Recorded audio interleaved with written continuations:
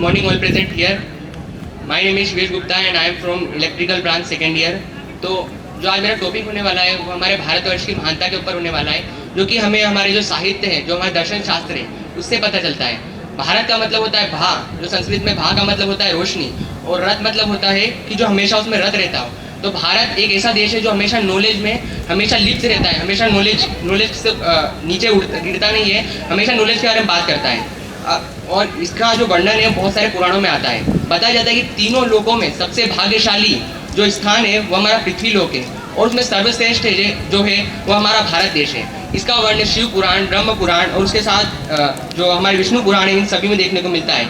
जो हमारा ये जो भारतवर्ष है, तो भारतवर्ष में सिर्फ भारत नहीं, करीबन 9 द्वीप है, और उन 9 द्वीपों में से जो हमें वो भारत में रहते हैं हम। तो जो हमारा भारत है, यहाँ पर हमें कर्म लगता है, यानी हम कह सकते हैं कि यहाँ पर हम या तो कर्म कर सकते हैं, तो कर्म का हमें पुण्य मिलेगा या पाप मिलेगा। और ये एक ऐसी भूमि है जहाँ पे देवता आने के लिए तड़पते हैं। और ऐसा क्यों? क्योंकि ये यहाँ पर ही आप जो व्यक्ति है मोक्ष प्राप्त कर सकता है। ये एक मोक्ष का स्थान है, और ये एक ऐसी प्लेस है जहाँ पर भगवान अवतार लेते हैं। आप देख लीजिए, यहाँ पर जितने भी फिलोसोफर आए, मतलब आप जीसस को ले लीजिए, तो बताया जाता है एक बुक में, aquarium of the gospels of Jesus, तो उसमें बताया जाता है कि जब जीसस 12 साल की उम्र में थे तो भारत में आए, और 12 से 20 साल की उम्र तक उन्होंने यहाँ शिक्षा ग्रहण की, और यहाँ से उन्होंने अध्यात्म की शिक्षा प्राप्त की, और फिर वहाँ पर जाकर उन्होंने आंदोलन किया, और उनके कारण फिर, और वो अपने आप को भगवान का वो मानते थे, यानी पुत्र कह सकते हैं। तो वो जब जगन्नाथपुरी आते हैं तो भगवान से बहुत ज़्यादा आकर्षित हो जाते हैं, श्री कृष्ण से। और बताया जाता है कि ये हमारी जो भूमि है, ये स्वर्ग और मोक्ष प्राप्त करने के लिए यहाँ पे अनुष्ठान होते हैं बहुत सारे। और जो हमारी भारत की भूमि है, इसमें एक सिद्धांत है कि हम किसी को भी कभी स्लेवरी, यानी स्लेव मतलब किसी को गुलाम नहीं बनाते।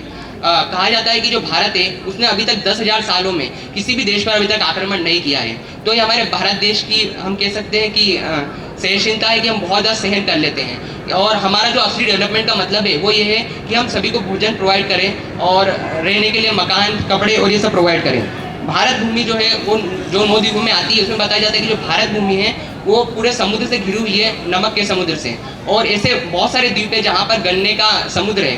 तो आप सोच सकते हैं कि गन्ना समुद्र होगा तो आप हमेशा उसी समुद्र के पास रहना पसंद करेंगे, क्योंकि और उसके साथ ऐसे भी द्वीप है जहाँ पर जो समुद्र है वो दूध के हैं, कहीं पर बटर यानी आप कह सकते हो मक्खन के समुद्र है। तो ये हमारे शास्त्रों में वर्णन आता है, और बताया जाता है कि भारत देश कितना, मतलब जो हमारी पृथ्वी है भारत, वो कितना सुंदर लगता है चांद से। तो बताया जाता है कि अगर आप खरगोश लो, और खरगोश को आप लेफ्ट साइड में रखो, और अगर आप पीपल का पेड़ लेते हैं, इसको अगर आप राइट साइड में रखते हैं, और एक छोटा सा पीपल का पेड़ का पत्ता अगर आप इस साइड उसके नीचे रखते हैं, और अगर आप उसको उल्टा कर देते हैं, तो जो पूरा एटलस का मैप है वो आपको देखने को मिल जाएगा। और ये सारा वर्णन महाभारत में आता है, जो कि 5000 साल पहले लिखा गया। और जो भी साइंटिस्ट जो रिसर्च करके बताते हैं कि जो हमारा जो वेद है वो 3000 साल पहले लिखे गए, क्योंकि उन्होंने मानते हैं कि जब सरस्वती जो नदी थी वो जब सूख गई थी, तो जब व्यासदेव ने वहाँ पर बैठकर लिखे थे।